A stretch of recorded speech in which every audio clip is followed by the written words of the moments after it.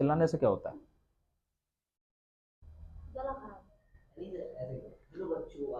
चलिए बेटा, glimpse of India, this is the second part named Coorg. ठीक है, तो ग्लिम्स ऑफ इंडिया का जो सेकंड पार्ट है आज हम इस वीडियो को कवर करेंगे। और आपको रियलाइज होगा इस चैप्टर को पढ़ने के बाद कि हमारी धरती पर स्वर्ग के समान भी ऐसे नाम हैं, ऐसी जगह हैं जिसके बारे में शायद हमने मुश्किल से सुना होगा। ठीक है, तो चलिए, एक जगह है कुर्ग, और क्या दे रखा है इसके बारे में समझते हैं।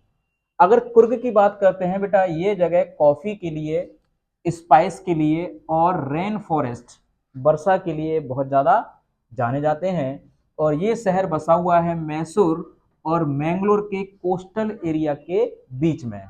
ठीक है, मैसूर है और मैंगलोर का जो कोस्टल एरिया है, तटीय क्षेत्र है, उसके बीच में ये जगह स्थित है। और इस जगह को देख करके ऐसा माना जाता है कि ये ईश्वर के किंगडम का एक हिस्सा है, कि ईश्वर के स्वर्ग से बचा हुआ एक जगह यहाँ पर रह गई है, कि वास्तव में ऐसा लगता है ईश्वर यहाँ रहे होंगे, है ना। इतना सुनहरा है, इतना ज्यादा फैंटास्टिक जगह है ये। इसलिए यहाँ पर देखो क्या होता है, यहाँ के जो मार्शल मैन है, सेना में काम करने वाले लोग हैं, विमेन है और वाइल्ड क्रिएचर है, ये सब लोगों को आकर्षित करती है और महत्वपूर्ण बनाती है। और यहाँ पे जो रहने वाले लोग हैं उसको क्या बोलते हैं, कोडागु कहते हैं। और ये क्या है, कोडागु। और ये जगह कर्नाटक जो राज्य है उसका सबसे छोटा डिस्ट्रिक्ट माना जाता है। ठीक है, डिस्ट्रिक्ट मतलब जिला, जैसे कि आगरा जिला है, आपका टुंड्रा जिला है, मथुरा जिला है, डिस्ट्रिक्ट है। तो बेटा कुर्ग भी क्या है, एक आपका डिस्ट्रिक्ट है। ठीक है, अब यहाँ पे बात करते हैं कि 30% बारिश हमेशा होती रहती है, जहां का जंगल एवर ग्रीन है, यानी सदाबहार वन है, हमेशा ग्रीन रहते हैं। ठीक है, और आगे बात करते हैं यहाँ पे जो विजिटर्स हैं, वो विजिटर के लिए सबसे बढ़िया समय माना जाता है सितंबर से लेकर के मार्च के बीच में। ये सारा कंटेंट टेक्स्ट बुक में से बनाया गया है, ऐसा नहीं है कि ठीक है आपको ऐसी चीजें करा रहे हैं, कुछ भी चीज छोड़ी नहीं गई है, ए टू जेड चीजें आपको इसमें डिस्कस की जा रही हैं। ठीक है, तो देखिए 10 मिनट इसको देख लेंगे तो आपको टेक्स्ट बुक पढ़ने की आवश्यकता ही नहीं है। ठीक है, और 2 बार इसको सुन लेंगे देख करके तो समझ लो चैप्टर पूरा दिमाग में छपेगा, गारंटी है। तो बेटा सितंबर से मार्च तक का समय सबसे बेहतरीन माना जाता है इस जगह को घूमने के लिए। और बात की गई है कि यहाँ पे जो लोग हैं ऐसा लगता है कि यहीं के नहीं है, इंडिया के नहीं है, ऐसा लगता है कि यहाँ पे या तो ये लोग ग्रीक के लोग हैं या ये अरब के आए हुए लोग हैं। ठीक है, उनके द्वारा ये पूरी जगह बसाई गई है, वहां की ये पूरी बसावट है, मतलब लोग हैं वहां पे। ठीक है, और एक पहली कहानी बताई गई है अलेक्जेंडर के बारे में, सिकंदर जैसे कहते हो, कि अलेक्जेंडर जब इंडिया में आया अपनी आर्मी को लेकर के तो वो कहाँ जा रहा था, साउथ की तरफ जा रहा था, साउथ मिशन पे जा रहा था। लेकिन समस्या की वजह से वो लौट के नहीं जा पाया, उसकी आर्मी वापस नहीं जा सकी। तो आर्मी आर्मी के कुछ लोग वहीं पर रुके रह गए और रुक करके वहां के लोकल की लेडीज से शादी कर ली और वहीं पे वो ठीक है कांस्टेंट तरीके से रहने लगे। ठीक है, परमानेंट वहां पर सेटल हो गए। तो इस तरीके से कहा जाता है कि भैया ये कौन लोग है, ऐसा लगता है ग्रीक के लोग हैं, ये किसके लोग हैं, ग्रीक के लोग हैं, है ना। और कह रहे हैं, ठीक है, और अच्छा अलेक्जेंडर की आर्मी जो रुक गई, शादी कर ली और वहीं के ट्रेडिशनों को ये फॉलो करने लगे, यानी इंडिया के बिल्कुल ही रस्म रिवाज में ये ठीक है रम गए। एक कहानी अरब की है, ये तो होगी ग्रीक की कहानी अलेक्जेंडर से रिलेटेड। दूसरी कहानी अरब के लोगों की बताई जाती है, कैसे बताई जाती है कि ये कहा जाता है भाई इनकी जो ड्रेस है, एक वो लंबा जो कोट सा पहनते हैं, काले कलर का कोट, और एक बेल्ट जब अपने कमर में बांधते हैं एम्ब्रॉयडेड, जो कढ़ाई वाली बेल्ट है ना उसको लगा के रखते हैं, जो कोडाबूस लोग पहनते हैं। और इनकी ड्रेस मैच खाती है अरब के कुफिया से। किससे मैच खाती है, अरब के कुफिया से मैच खाती है। इंडिया में जो लोग रहते हैं उसको क्या बोलते हैं, कुपिया, क्या बोलते हैं इसको, कुपिया। और इनकी ड्रेस मैच खाती है किस चीज से, किससे मैच खाती है, कुफिया से, जो अरब के लोग पहनते हैं। ऐसा बोलते हैं कि इनकी ड्रेस उनसे मैच कैसे खा रही है, इसका मतलब कुछ ना कुछ तो ताल्लुक रहा होगा। इसलिए एक थ्योरी कही जाती है कि ये अरब के लोग हैं। और बच्चों अगर इनकी ट्रेडिशन की बात करते हैं, ये बहुत चाव से बनाते हैं और बहुत बिलीव करते हैं। और जो भी वहां के हॉस्पिटलिटी की बात आती है, देख रेख की बात आती है, आदर सत्कार की बात आती है, ये बहुत आगे रहते हैं, बहुत मान सम्मान से ये रिसीव करते हैं, लोगों को रिस्पेक्ट करते हैं। ठीक है, जब भी कोई वहां पर पहुंचता है। और आगे की बात बता रहे हैं कि इंडियन आर्मी में इनकी अलग से एक बटालियन है, कुर्ग रेजिमेंट, बहुत ही शानदार मानी जाती है, अपने लिए जानी जाती है अपने कारनामों की वजह से, यानी अपने बलिदान के लिए, अपनी बहादुरी के लिए, समर्पण के लिए ये जानी जाती है, कुर्ग रेजिमेंट।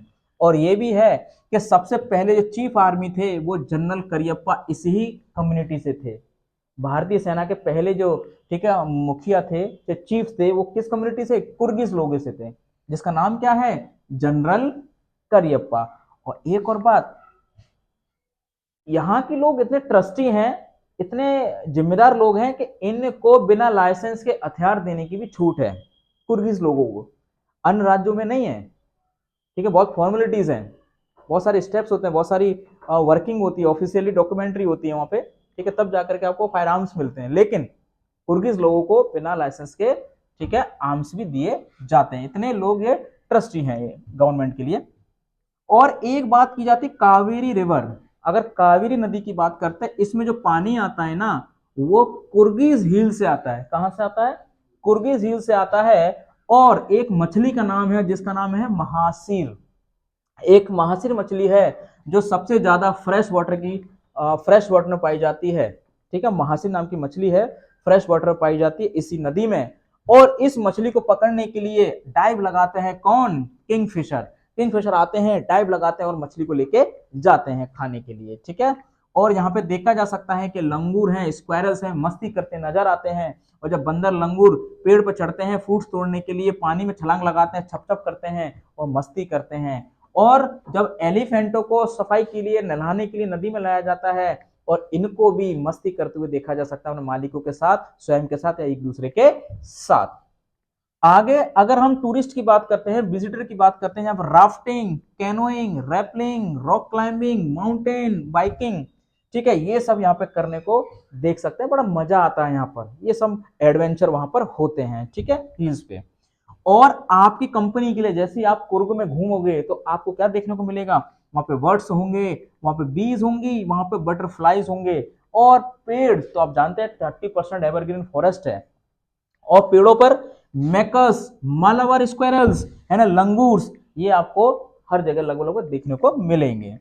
और लास्ट पॉइंट की बात करते हैं, ब्रह्मगिरी हिल्स। जैसे ब्रह्मगिरी की पहाड़ियों पर चढ़ते हो और चढ़ते ही एक ऐसा पेनोरमिक व्यू आता है कि सारी दिशाओं में आप देख सकते हो, खड़े होकर के घूम सके।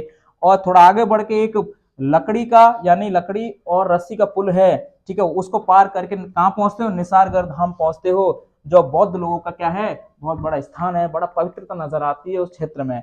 और वहां बड़े शौक होते हैं कि देखिए कितने, मतलब इस क्षेत्र में इतना, ठीक है, शांति प्रिय क्षेत्र भी यहाँ स्थित है। ठीक है, और मोंक लोगों का सात्विक चीजें वहां देखने को मिलती हैं।